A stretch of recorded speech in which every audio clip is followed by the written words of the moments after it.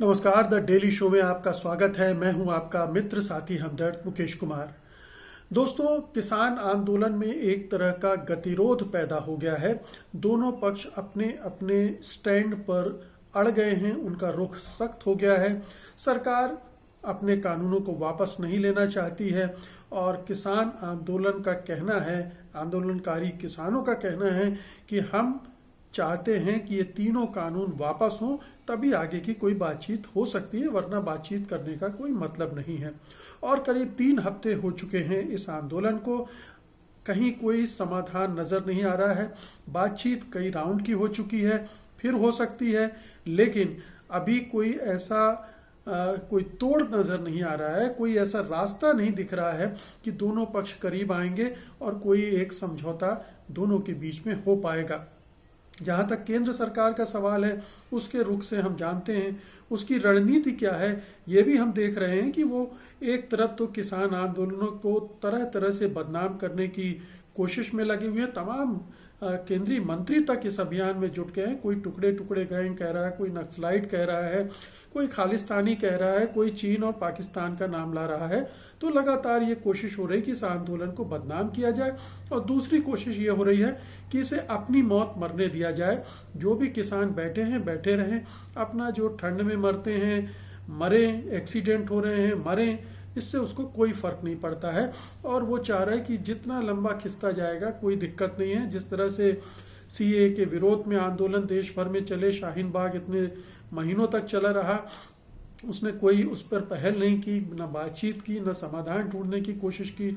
वही रणनीति ठीक इस मामले में भी अपनाई जा रही है कि किसान आंदोलन अपने आप थक के मर जाएगा, किसान हार कर वापस लौट जाएंगे, और इस जो भी वो ऑफर कर रही है कुछ एक संशोधन को, उन्हें झक मारकर स्वीकार करना पड़ेगा। तो ये केंद्र सरकार की रणनीति है। अब सवाल उठता है कि सरकार का जो रुख है उसके पीछे क्या कारण है, वो ऐसा क्यों कर रही है। तो आज मैं आपको 6 ऐसे कारण बताऊंगा जिनकी वजह से सरकार ने ये रुख अख्तियार कर रखा है, ऐसा सख्त रुख अख्तियार कर रखा है जिससे कोई समाधान निकलने की गुंजाइश खत्म हो गई है। बहुत सारे लोग मानते हैं कि मोदी सरकार अहंकारी है, जिद्दी है, हठी है, और इसीलिए वो किसी तरह के समझौते के लिए तैयार नहीं होगी। ये एक बात जरूर है, लेकिन कुछ और कारण भी हैं जो आज मैं आपके साथ साझा करूंगा, उस पर चर्चा करूंगा। लेकिन उसके पहले आपसे 2 छोटी छोटी गुजारिश हैं। एक तो ये है कि अगर आपको सच्ची और अच्छी खबर चाहिए तो आपको स्वतंत्र पत्रकारिता का साथ देना पड़ेगा, क्योंकि गोदी मीडिया आपकी ये जरूरियात पूरी नहीं करेगा। गोदी मीडिया का अपना एजेंडा है। स्वतंत्र पत्रकारिता ही आपको सच्ची जानकारियां दे सकता है, तस्वीर सही आपके सामने रख सकता है और आपको गुमराह नहीं करेगा। सत्य हिंदी की सदस्यता योजना इसी दिशा में एक कदम है। इसमें आर्थिक योगदान देकर आप स्वतंत्र पत्रकारिता को मजबूती प्रदान कर सकते हैं।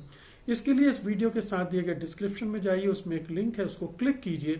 क्लिक करेंगे तो सदस्यता योजना का पूरा ब्यौरा आपके सामने होगा और आप अपने लिए मन माफिक सदस्यता चुन सकेंगे।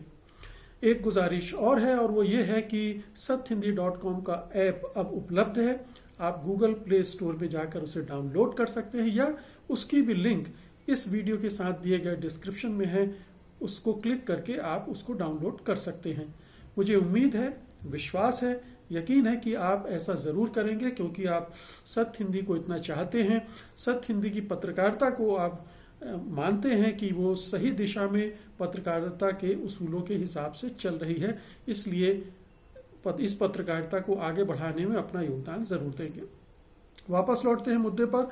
मैं कह रहा था कि सरकार के इस जो मौजूदा रवैया है, जो अड़ियल रवैया है, उसकी एक वजह जो सब लोग बात कर रहे हैं कि ये अहंकारी है, जिद्दी है, इसलिए पीछे नहीं हटेगी, इसलिए इन कानूनों को वापस नहीं लेगी। लेकिन मैं कुछ और कारण आपको बता रहा हूं जिनकी वजह से ये सरकार उस तरह से लचीलापन नहीं दिखा सकती है जिस तरह से एक लोकतांत्रिक देश में कोई भी सरकार ऐसे आंदोलनों के सामने करती है। एक तो ये कि इस सरकार के मन में न तो लोकतंत्र के प्रति कोई आस्था है और न ही संविधान के प्रति इसकी कोई निष्ठा है। ये एक मनमाने ढंग से चलने वाली निरंकुश सरकार है और इसीलिए संसद का भी सम्मान इसके अंदर नहीं है। संसद पर बहुमत के जोर से इसने ये कानून पास करवाए थे और अब उसी आधार पर अपने इन कानूनों को वो लागू कर रही है। तो निरंकुशता इस सरकार के चरित्र में है, इस सरकार के नेतृत्व के चरित्र में है और चरित्र परिवर्तन आसानी से नहीं आता। तो सबसे बड़ी रुकावट किसी समाधान में अगर है तो इस सरकार की निरंकुशता की वजह से है, क्योंकि लोकतांत्रिक सरकारें लचीली होती हैं, वो जन भावना और जन विश्वास पर चलती हैं, जनता की आकांक्षाओं का सम्मान करती हैं। लेकिन हाँ, ये सरकार इसे कोई लेना देना नहीं, ये मनमाने तरीके से नोटबंदी लागू करती है, जीएसटी लागू करती है, सीए का कानून बना देती है और तमाम तरह की चीजें जो जन विरोधी हैं विशुद्ध रूप से वो करती चली जाती है, बगैर इसकी परवाह किए कि जनता पर इसका क्या बुरा असर पड़ने वाला है। ना ही उसके मन में विपक्ष के प्रति कोई सम्मान है, विपक्ष के प्रति तो बल्कि उसके अंदर बैर भाव भी है और बहुत ही घटिया किस्म का हीनता भाव भी है कि वो विपक्ष जो है घटिया है, इस तरह का मान के चलना इस सरकार के दिमाग में ये ग्रंथि बनी हुई है। अब दूसरे कारण पे आते हैं। दूसरा कारण ये है, सरकार को ऐसा लगता है कि अगर उसने ये कानून वापस ले लिए तो ये मैसेज जाएगा कि सरकार हार गई, सरकार ने गलत कानून बनाए थे इसलिए उसको वापस लेने पड़े। अब ये अगर एक लोकतांत्रिक देश में है और एक लोकतांत्रिक चरित्र वाली सरकार है तो वो इस तरह से नहीं सोचती है, क्योंकि लोकतंत्र में सबसे ऊपर जनता होती है, आवाम होती है और उसकी इच्छा का सम्मान करना एक स्थापित परंपरा है। लेकिन जो नेतृत्व अपनी व्यक्तिगत प्रतिष्ठा को सर्वोपरि मानता हो, जो ये मानता हो कि 56 इंच की छाती ही देश को चलाती है, वो इस तरह के समझौतों के प्रति बहुत ज्यादा उत्सुक नहीं होते हैं, उनका आदर नहीं करते हैं इस तरह की भावनाओं का। इसलिए इसको वो हार के रूप में लेते हैं, न कि ये एक लोकतांत्रिक प्रक्रिया को आगे बढ़ाने के तौर पर देखने के बजाय। तो ये एक निगेटिव धारणा उनके अंदर बनी रहती है।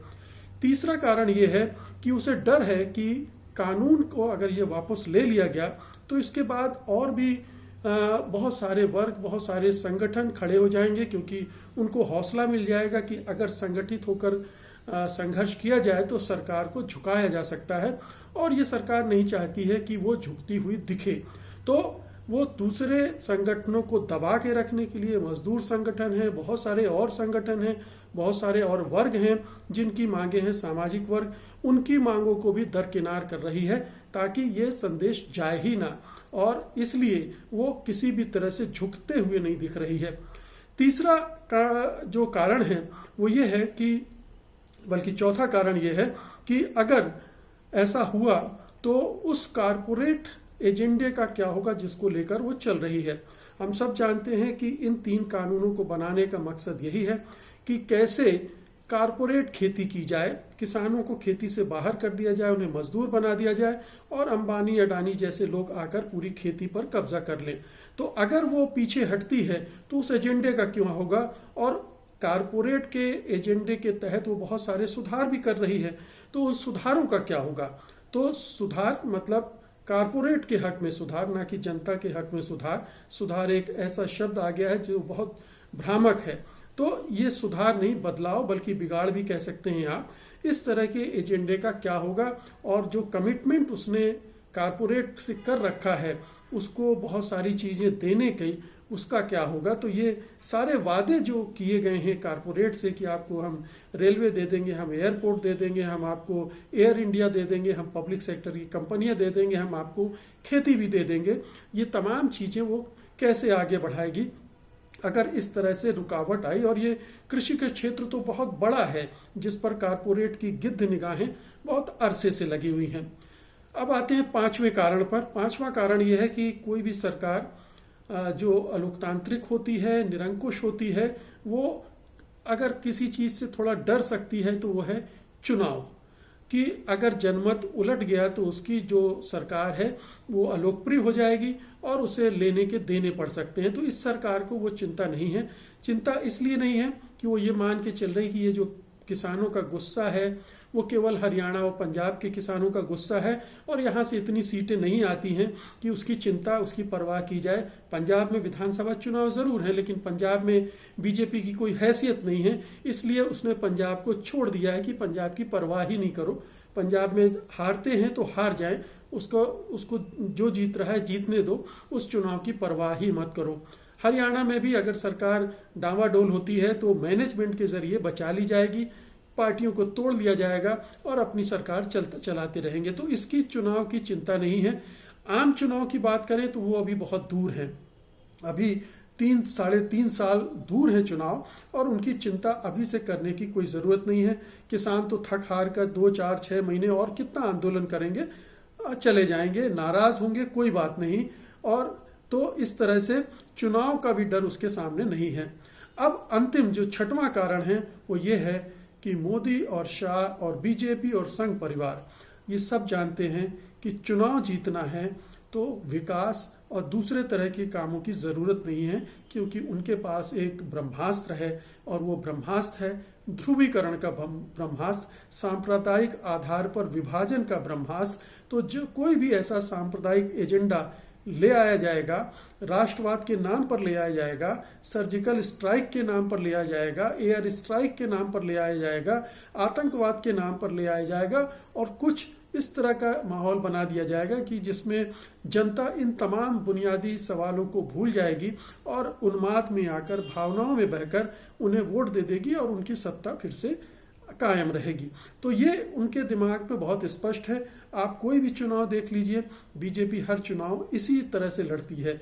विकास की चर्चा भी नहीं होती, वो पीछे होता है या मैनिफेस्टो में कहीं कुछ लाइनों में लिखा होता है, लेकिन पूरा चुनाव प्रचार का अभियान इसी तर्ज पर चलता है। तो ये 6 कारण हैं जिनकी वजह से जो केंद्र सरकार है, मोदी और शाह की सरकार है, वो बहुत ज्यादा परेशान नहीं दिख रही इस कानून से। अगर कोई लोकतांत्रिक सरकार होती, कोई अगर जनता और आवाम के बारे में बहुत ही सोचने वाली, चिंतित होने वाली सरकार होती, तो अभी तक जरूर कुछ न कुछ कदम आगे बढ़ गई होती। जैसा हमने देखा था कि अन्ना के आंदोलन के समय जब बड़ा राष्ट्रीय स्तर पर ये इस तरह का आंदोलन हुआ और दबाव बना, तो सरकार पीछे हटी, उसने लोकपाल आनन फानन में बनाया, समझौता किया, बातचीत की आंदोलनकारियों से और मामले का हल निकाला। लेकिन यहाँ ये सरकार उस तरह की सरकार नहीं है। इसकी विचारधारा अलग है, इसके काम करने का ढंग अलग है, इसका रुख, रवैया, सब कुछ अलग है। तो ये उस रास्ते पर चलने वाली सरकार है और ये 6 कारण उसे मजबूर कर रहे हैं। और इनमें सबसे बड़ा कारण यही है कि एक कारपोरेट एजेंडा इसकी सरकार को ड्राइव कर रहा है। कई कारपोरेट मिलकर सरकार के पीछे हैं, जो उसके हर बुरे अच्छे काम में मदद करते हैं और उनको एवज में जो चाहिए वो इस सरकार ने उनको कमिट कर रखा है और उसका पूरा करने के लिए वो ये कदम उठा रही है। एक के बाद एक कदम उठा रही। इसके पहले भी बहुत सारे कदम ऐसे उठाए गए हैं कारपोरेट को खुश करने के लिए, और ये कदम भी इसी दिशा में इसलिए उठाया गया है। इसलिए अभी इसके पीछे हटने की कोई संभावना इसीलिए नहीं दिख रही, और लगातार केंद्रीय मंत्री भी कह रहे हैं कि ये 3 बिल वापस नहीं लिए जाएंगे। किसान आंदोलन अगर बहुत ज्यादा सक्रिय, मजबूत हो राष्ट्रीय स्तर पर और इसमें तेजी आए और वो प्रदर्शन और नाकेबंदी के जरिए सरकार पर और ज्यादा दबाव कायम कर पाए, तभी कोई राह समझौते की खुलेगी, जीत की राह खुलेगी किसानों के लिए। तो मित्रों, ये थी मेरी आज की वीडियो रिपोर्ट। उम्मीद है कि आप इसे लाइक करेंगे और शेयर करेंगे। अब मुझे अनुमति दीजिए। नमस्कार। सत्य हिंदी का ऐप डाउनलोड करें गूगल प्ले स्टोर पर।